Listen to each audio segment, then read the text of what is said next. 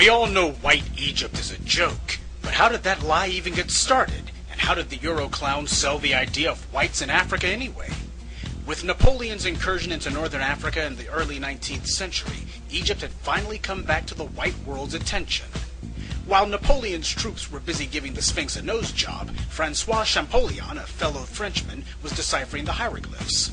Both Champollion and Count de Volney attested to the Egyptians having been Africans. At this time, not even one European or Arab said the Egyptians were white, but then again Champollion and de Volney were not racialists. Unfortunately, it wasn't long after France reminded the white world of Egypt's glory that the white supremacists from the US and Britain rushed to Africa. The white world hadn't taken an interest in Egypt since the time of the Romans, and the Europeans had never cared about Egypt at all. So why the sudden interest? What had changed? What had changed was that there was now a white supremacy myth that was the flimsy glue holding the white world together, and these twisted minds converging on Africa realized that myth was about to come undone. But the white revisionists had one major advantage: the public's ignorance. Black Egypt was merely common knowledge in the global mind, not an established fact. Since mass production of books didn't exist yet, the public had no specific pictures of the Egyptians' own artwork or translation of their writings to attach blackness to. It would be no problem for the revisionists to get the white academic world behind them. After all, the doctrines of black inferiority came from white universities. Most of the book and magazine publishers were white university men, just like the white supremacists who were rewriting Egypt's history. Not only would these colleagues eagerly publish these lies, they'd also ensure anything to the contrary simply wouldn't be printed in books or magazines. The cool, rational analyses of men like Herodotus and Champollion had now been outlawed.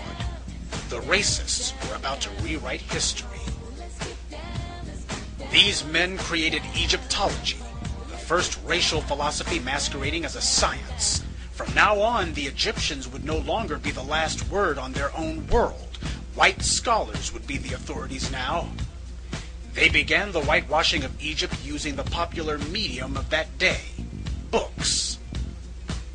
This is a scene of Egyptian women drawn by the Egyptians' own hands. See any pale skin, any blonde hair or blue eyes? But this was what the whites put in their books. This is an image of Princess Kemsit. Her name means the Black Lady. Notice she's being tended by white slaves. But in white books, they show the opposite. Queen T, King Tut's grandmother, and her husband Amenhotep III. You can guess what whites did with those two. And with the advent of movies, their propaganda now had the advantage of sound and moving pictures. No one realized it at the time, but whites were manufacturing their own image library. Since there were no images of white Egyptians, whites simply decided to fabricate their own. Every few years we see another big-budget propaganda piece. Different stories, but always the same lie. And after 100 years of this, the whites' manufactured images are now more familiar to the world than any of the ancient Egyptians' authentic pieces, which whites almost never show. In a world where most people get their information from TV, and they think that what they see in the movies is somehow real, is it any surprise that whites could use their media monopoly to sell the biggest lie in history? And so, black skin would be called tanned. The Egyptians would be reimagined as the same race as the vile Asiatics who they detested. White people would have dreadlocks and kinky hair now. The Nubians would be cast as the authentic blacks. The white writers would try to falsify a contrast between them and the newly minted white Egyptians. The white authors would talk about ancient Egypt, but they used terms meant to remind people of the world of the 19th century. This helped create a false association in the reader's mind between Egypt's mostly winning its wars with Nubia and the European conquest in Africa, as well as slavery in America.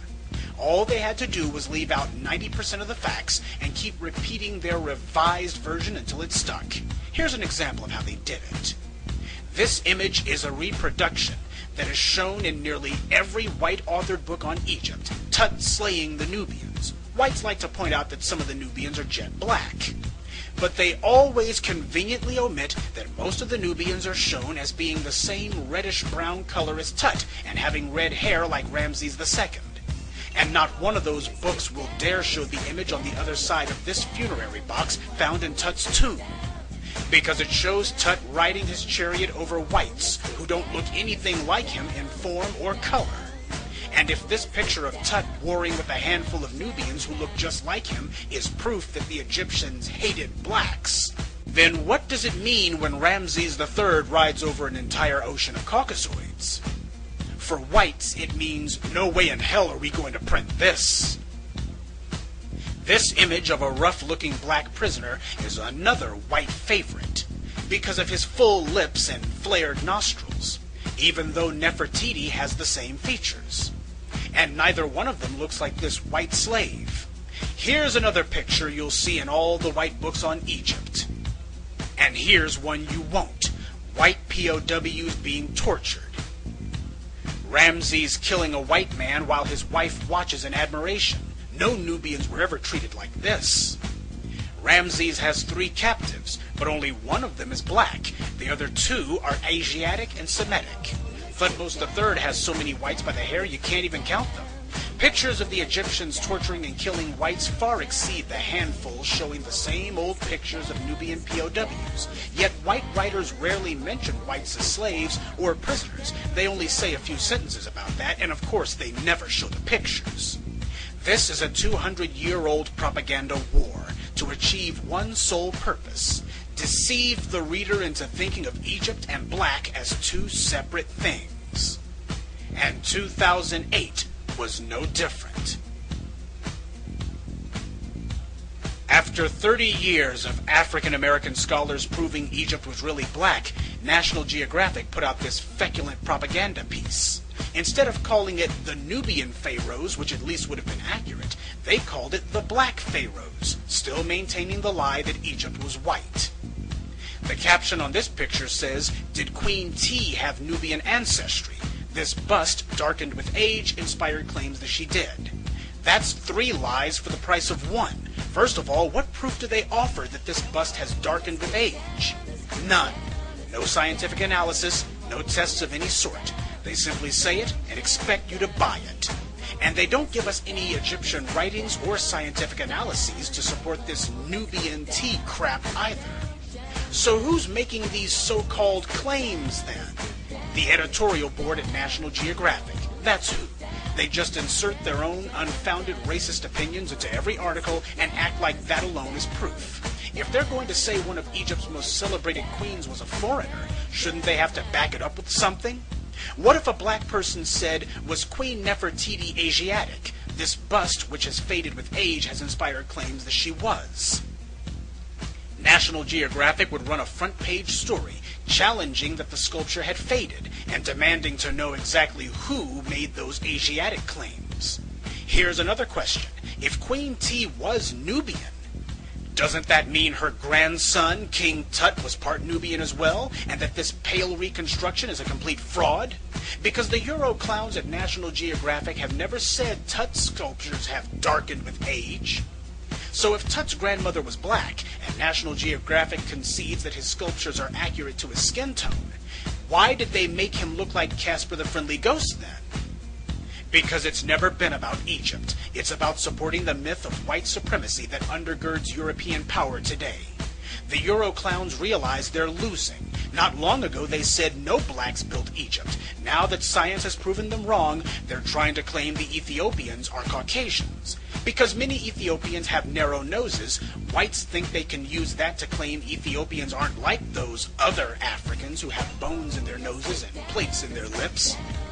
I guess no one ever told the Europeans that it's the Ethiopians, like the Surma and Mercy tribes, who put plates in their women's lips. So if Ethiopians really are Caucasians, then that means it's whites who don't have any better sense than to put dinnerware in their mouths.